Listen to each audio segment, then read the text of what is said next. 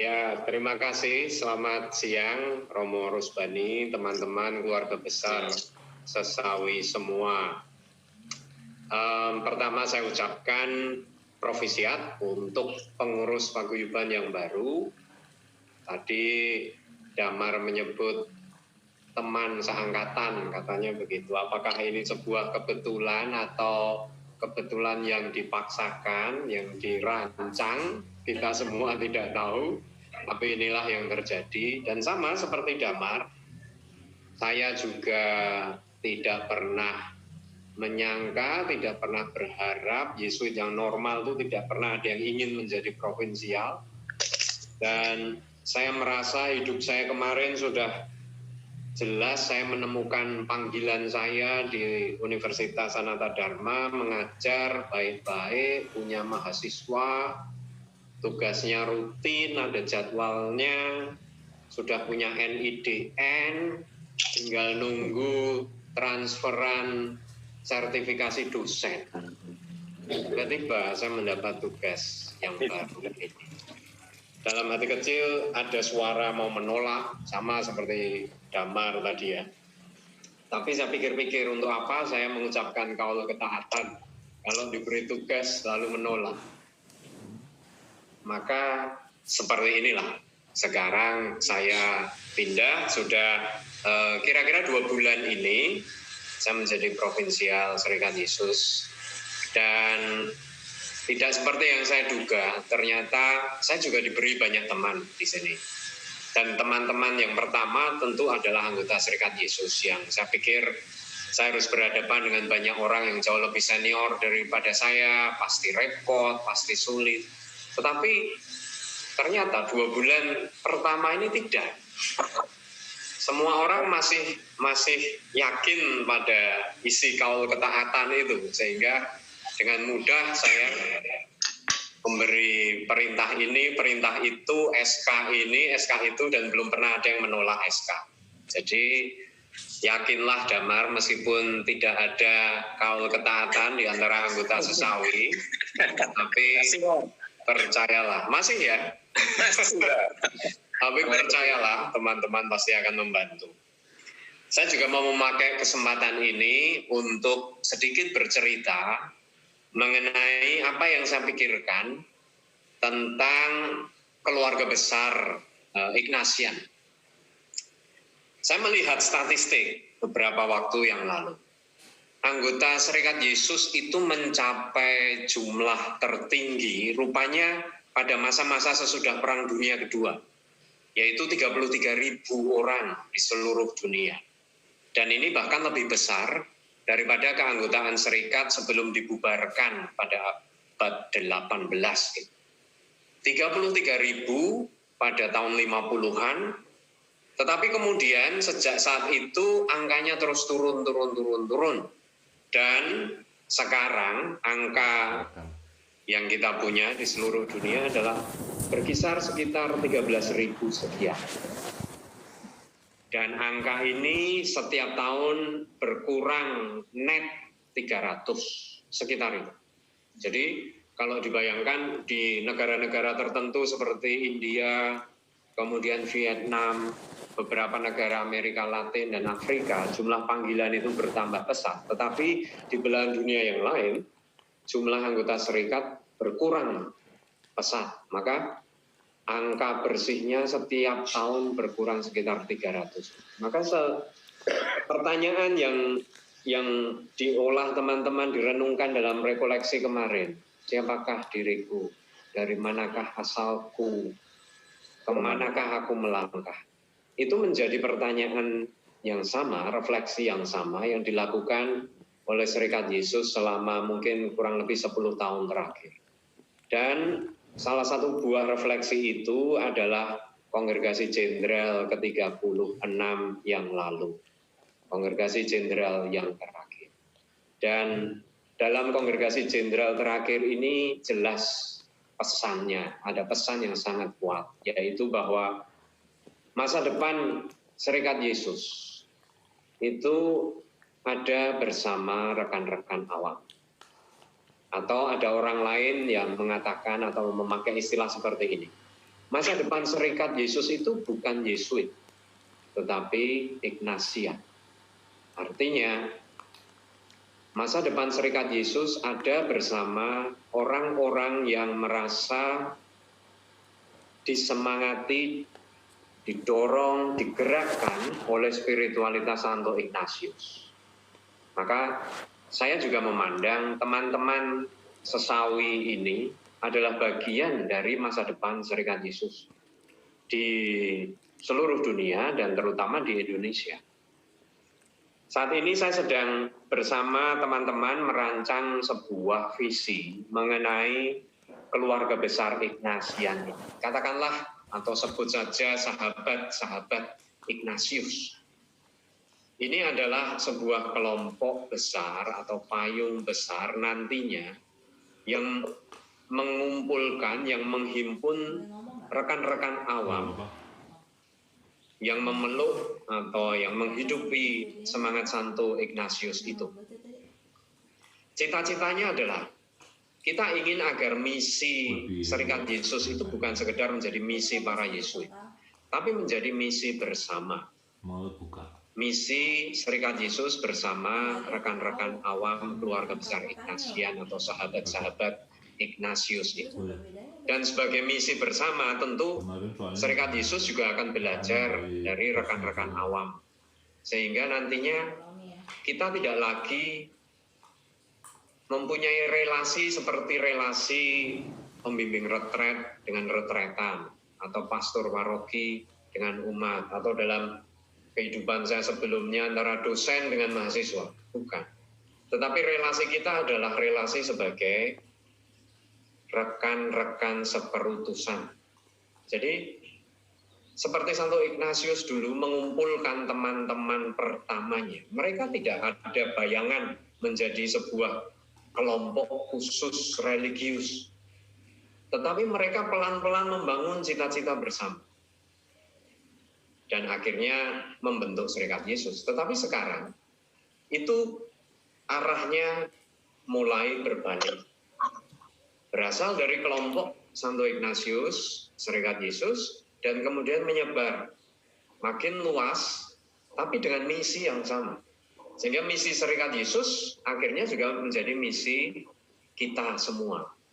Dan pergulatan hidup teman-teman sesawi, pergulatan hidup rekan-rekan awam, juga menjadi pergulatan hidup kami. Menjadi keprihatinan kami di dalam Serikat Yesus. Tentu saja tetap ada bedanya antara anggota Serikat Yesus dengan anggota sesawi. Anggota sesawi itu minimal sudah pernah jadi Yesuit. Kalau anggota Yesuit belum pernah menjadi anggota sesawi. Tapi juga ada beda yang lain. Kami pulangnya ke komunitas. Bapak Ibu pulang ke rumah. Kami punya kewajiban terhadap superior kami. Bapak Ibu punya kewajiban kepada anak, kepada istri, kepada suami, kepada keluarga. Tapi itu saja bedanya. Selebihnya, kita semua menjalankan misi yang sama. Nah, apa misi bersama itu? Bapak Ibu pasti sudah akrab sekarang ini dengan istilah UAP, Universal Apostolic Preferences. Ada 4, gampangannya itu seperti GBHN, tapi lebih konkret daripada GBHN. Seperti visi misi, tetapi lebih konkret lagi, di bawah visi misi. Yaitu yang pertama adalah mengajak orang untuk berjumpa dengan Allah. Memakai cara yang kita kenal baik, yaitu latihan rohani. Lalu yang kedua, menemani atau berjalan bersama orang-orang yang miskin tersingkir, para pengungsi, orang-orang yang di dalam masyarakat ini kelas 2 atau malah kelas 3. Ini adalah wujud keseriusan pada persoalan-persoalan ketidakadilan. Lalu yang ketiga adalah menemani orang muda membangun masa depan yang penuh harapan. Zaman sekarang ini anak-anak muda kita apes ya.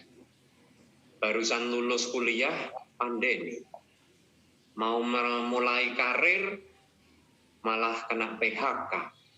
Sebagai orang muda, mereka yang paling mudah di PHK, resikonya paling kecil. Dan sesudah ini nggak ada lagi karir atau pekerjaan yang runtut seperti kita nikmati sekarang, ada jenjang karir, nggak ada lagi mungkin sesudah pandemi ini. Kita semua akan jadi karyawan kontrak seumur hidup atau freelancer seumur hidup. Dan ini menakutkan, ini mengkhawatirkan. Kemudian yang keempat adalah bersama semua orang di dunia ini merawat dan memelihara bumi sebagai rumah kita bersama. Nah, inilah misi kita. Misi Serikat Yesus, tetapi juga misi rekan-rekan keluarga besar Ignatian atau sahabat-sahabat Santo Ignatius. Dimanapun kita berada, dalam kapasitas apapun, dalam konteks apapun. Maka saya mau mengajak teman-teman sesawi bersama juga dengan para Yesuit untuk mulai berkontemplasi di hadapan 4 arah itu. Di manakah saya berada? Siapakah saya di hadapan 4 arah itu dan kemana kaki ini mau melangkah? Apa yang bisa saya lakukan? Apa yang bisa kita lakukan bersama sebagai paguyuban, sebagai keluarga besar pengikut Santo Ignatius. Ini proses yang panjang, tidak perlu selesai dengan 1 kali pertemuan atau 1 kali rekoleksi. Pater Jenderal memberi waktu 10 tahun, jadi tidak perlu terburu-buru. Kami juga tidak akan terburu-buru mengolah misi bersama ini. Mau lebih konkret lagi, misi Serikat Yesus di Indonesia, saat ini ada sekitar 75 Yesuit yang bekerja di bidang pendidikan. Entah itu pendidikan menengah, entah itu pendidikan tinggi. Ini adalah porsi terbesar para Yesuit dalam satu jenis kerasulan. Porsi terbesar kedua adalah karya paroki. Ada sekitar 59 orang Yesuit yang bekerja di karya paroki. Ini 2 pekerjaan paling besar. Kesannya adalah tradisional. Ini pekerjaan Serikat Yesus sejak abad ke-16 dulu ya, sampai sekarang. Betul. Tetapi kalau pekerjaan-pekerjaan ini sekarang kita lihat secara baru dalam terang UAP itu, dalam terang arah Serikat Yesus. Tentu ada banyak hal baru juga yang bisa kita lakukan dalam bidang pendidikan, dalam bidang karya pastoral paroki, karya sosial, karya spiritualitas, rumah retret, kaderisasi, masih banyak lagi. Nah, salah satu bentuk melihat kembali karya-karya ini adalah dengan yang tadi saya sebut sebagai keluarga besar Ignatian atau sahabat-sahabat Ignatius. Ini adalah sebuah cara baru yang terinspirasi oleh ajakan Pater Jenderal untuk berkolaborasi. Kolaborasi sebagai cara bekerja. Jadi ada 3 yang disebut sebenarnya di dalam KJ 36 itu. 1 diskresi, 3 cara kerja. 1 diskresi yang sudah biasa kita dengar. Yang kedua adalah kolaborasi, yaitu bekerja sama dengan semua orang, terutama dengan keluarga besar Ignatian ini. Dan yang ketiga adalah berjejaring. Cara kerja yang tidak perlu membuat institusi-institusi besar ada di mana-mana, tetapi dengan memanfaatkan begitu banyaknya orang yang tergerak dengan semangat yang sama ini, yang terinspirasi oleh cita-cita bersama. Nah, itulah berjejaring 3 cara. Lebih konkret lagi, misalnya, kami sedang merencanakan memulai karya-karya baru di Pulau Kalimantan. Kami melihat bahwa Pulau Kalimantan sebagai daerah misi yang sangat menantang untuk Serikat Yesus. Selain Papua, kami masih akan serius dengan Papua, tapi kami juga akan mulai melihat Kalimantan. Saat ini sudah ada 4 Yesuit yang bekerja di Kalimantan, 1 di Keuskupan Pontianak, 1 di Keuskupan Ketapang, dan 2 di Keuskupan Samarinda. Dan nanti akan tambah lagi rencana ini. Saya juga mendengar Universitas Sanata Dharma sedang menjajaki kemungkinan untuk memulai universitas baru di Kalimantan. Saya juga mendengar bahwa kolese-kolese akan bekerja sama untuk membuka kolese baru di Kalimantan. Kami ingin agar Serikat Yesus tidak menjadi Serikat Jawa, tapi sungguh-sungguh menjadi cerminan Indonesia ini dan memperjuangkan bukan hanya keprihatinan orang-orang Jawa, tetapi juga keprihatinan perjuangan saudara-saudari kita di tempat lain. Maka saya sekali lagi mengucapkan selamat kepada para pengurus baru. Mari kita bersama-sama membangun cita-cita yang baru ini dengan banyak cara yang masih bisa kita bicarakan, masih bisa kita pikirkan nanti. Dan sebagai teman seangkatan dari Ketua Paguyuban Sesawi, untuk saya lebih mudah menghubungi, nomor HP-nya saya punya, istrinya saya kenal, nomor HP rahasia yang tidak diketahui istrinya saya juga punya. Jadi mudah lah, pokoknya mudah. Begitu ya. Jadi sekali lagi terima kasih. Selamat untuk saudara-saudari Sesawi semua. Terima kasih, Mo. Terima kasih, Romo. Terima kasih, Romo.